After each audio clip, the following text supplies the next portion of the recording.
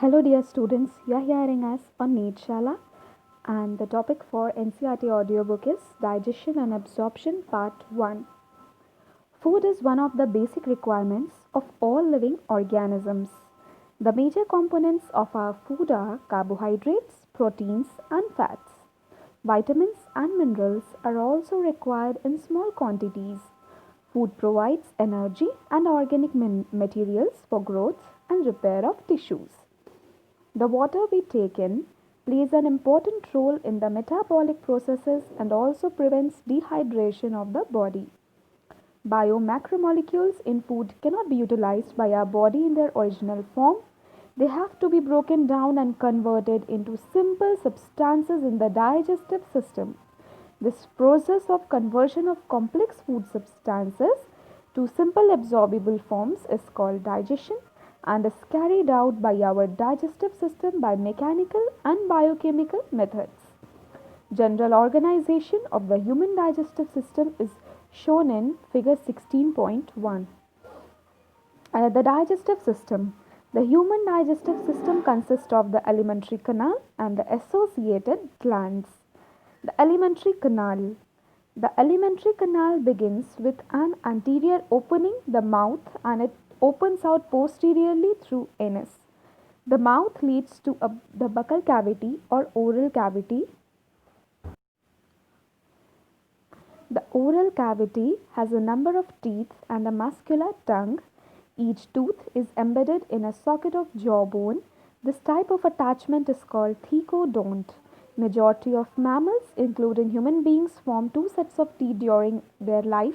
A set of temporary or milk or deciduous teeth replaced by a set of permanent or adult teeth. This type of dentition is called diphyodont.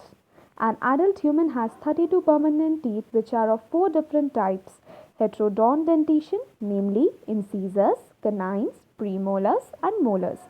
Arrangement of teeth in each half of the upper and lower jaw in the order I, C means incisors, canines, premolars and molars is represented by a dental formula which in human is 2123 by 2123.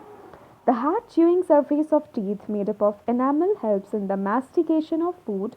The tongue is a freely movable muscular organ attached to the floor of the oral cavity by the frenulum.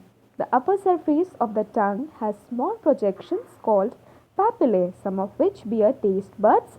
The oral cavity leads into a short pharynx which serves as a common passage for food and air.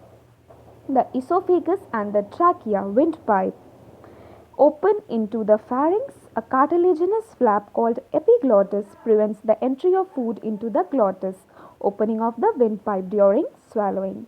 The esophagus is a thin, long tube which extends posteriorly, passing through the neck, thorax, and diaphragm and leads to a J-shaped bag-like structure called stomach. A muscular sphincter called gastroesophageal regulates the opening of opening of esophagus into the stomach. I'd repeat this sentence once again. A muscular sphincter, gastroesophageal, regulates the opening of esophagus into the stomach. The stomach, located in the upper left portion of the abdominal cavity, has three major parts: a cardiac portion into which the esophagus opens, a fundic region, and a pyloric portion which opens into the first part of the small intestine. Small intestine is distinguishable into three regions: a C-shaped duodenum, a long called middle portion jejunum, and a highly called ileum. The opening of stomach into the duodenum is guarded by the pyloric sphincter. Ileum opens into the large intestine. It consists of cecum, colon, and rectum. Cecum is a small blind sac which hosts some symbiotic microorganisms. A narrow finger-like tubular portion, the vermiform appendix, which is a vestigial organ, arises from cecum. The cecum opens into colon. The colon is divided into three parts: an ascending, a transverse, and a descending part. The descending part opens into the rectum, which opens out through the anus. The wall of the alimentary canal from the esophagus to rectum possesses four layers, namely serosa, muscularis, submucosa, and mucosa. Serosa is the outermost layer and is made up of thin mesothelium. Epithelium of visceral organs is mesothelium. with some connective tissues. Muscularis is formed by smooth muscles, usually arranged into an inner circular and outer longitudinal layer. An oblique muscle layer may be present in some regions.